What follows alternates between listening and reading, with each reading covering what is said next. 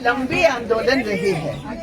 मतलब the longest struggle एक मुद्दे को लेकर जो हमने 1980 की दशक में शुरू की।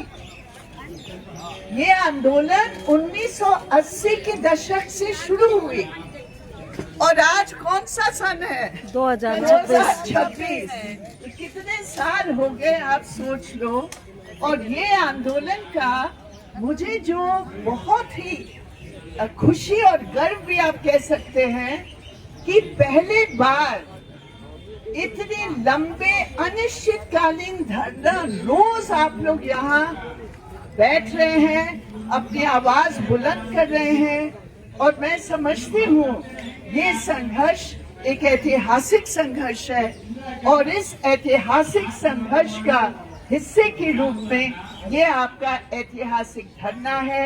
बहुत बहुत बधाई, बहुत बहुत शुभकामनाएं कि हम लोगों की जीत यहाँ होगी। अब हकीकत क्या है इस समय? मोदी जी तो 2014 में सरकार में आए और प्रधानमंत्री बने।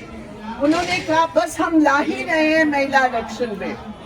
2014 से 2019 तक बहुत सारे बिल ले आए, बहुत सारे किसान मजदूर विरोधी बिल ले आए, लेकिन महिलाओं के लिए कोई भी आरक्षण के बारे में 5 साल एक बार पार्लियामेंट का जो एजेंडा होता है, जो सूची होती है, उसमें भी महिला आरक्षण बिल की बात नहीं आई। 5 साल बीत गए मोदी जी के।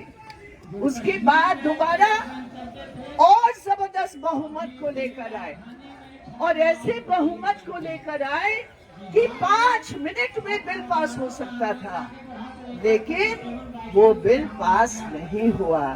सवाल है क्यों नहीं बिल पास हुआ? बिल इसलिए नहीं पास हुआ क्योंकि मोदी जी के पीछे जो आरएसएस का संगठन है, वो सोचते हैं कि भैया महिलाएं अगर पावर में आ गए, महिलाएं अगर क्षमता में आ गए, महिलाओं का अगर हिस्सा इतना बढ़ जाएगा तो भैया चूल्हा चौखा कौन देखेगा? आदर्श परिवार कौन देखेगा? मार पीट करने वाले, खामोश रहने वाले हमारी प्रिय बहनें बोलने लगेंगे। इसलिए अच्छा ये है कि बिल्ली पारित न हो। हकीकत ये है, ये विचारधारा का भी संघर्ष है, सीट का संघर्ष तो है ही, लेकिन साथ साथ विचारधारा का संघर्ष है। जनवाद के लिए संघर्ष है, संविधान के लिए संघर्ष है।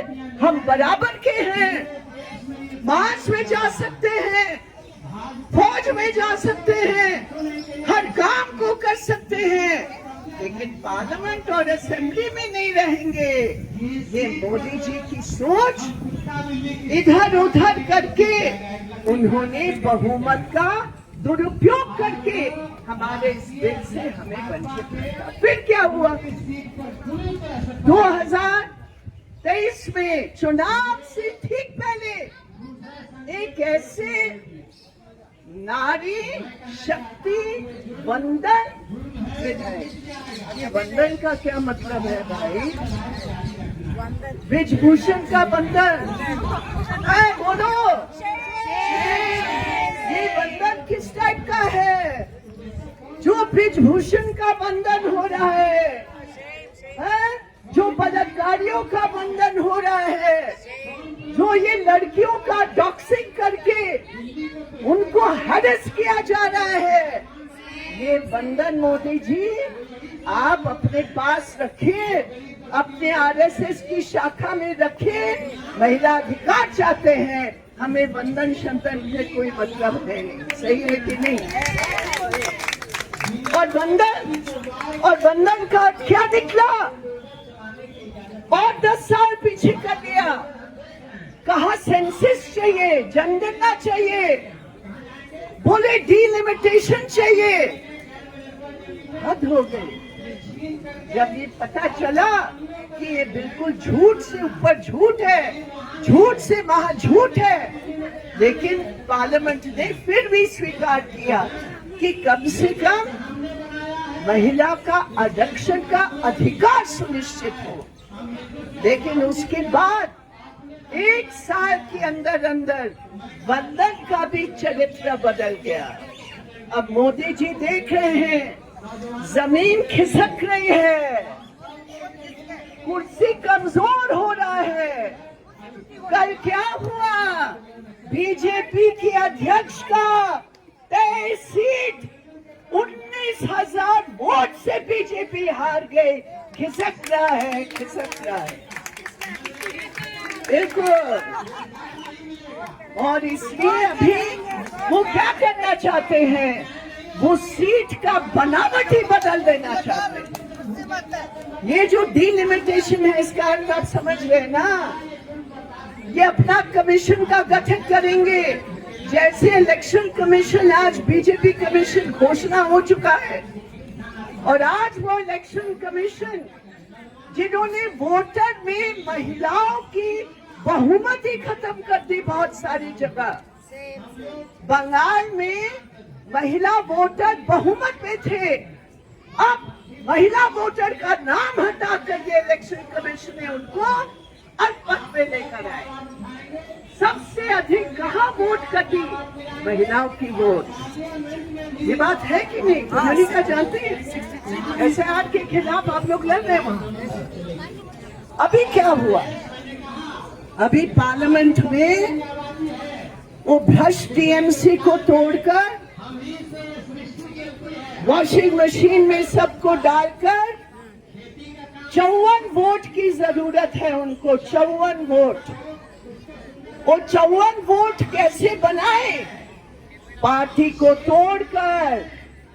टीएमसी को तोड़ दिया, आप पार्टी को तोड़ दिया, शिवसेना को तोड़ दिया, न जाने कितने कितने करोड़ों रुपया खर्च करके, और बंदूक किसकी कंधों पर रख रहे हैं? महिला आरक्षण बिल। बंदूक का निशाना है जनवाद, वोटर, सीट की बनावट बदलने का। और कंधा किसका इस्तेमाल किया जा रहा है? महिलाओं का। मोदी जी, हमारा कंधा आपकी इस भ्रष्ट, इस सांप्रदायिक, इस तानाशाही एजेंडा के लिए हमारा कंधा हम आपको लोन में नहीं देना। बात है कि नहीं? नहीं देना, नहीं देना। अरे जोर से बोलो। हमारा कंधा है मजदूर का, किसान का, मेहनत करने वालों का, जनवाद का, संविधान का। तुम्हारे आरएसएस के एजेंडा के लिए नहीं। लेकिन पता चला वो सब जगह भी बातचीत चल रही है पार्लियामेंट में कि 54 पार होगा कि नहीं। 400 पार तो हुआ नहीं, जनता ने वोट तो दिया नहीं। अभी 54 पार होगा कि नहीं? नहीं होगा।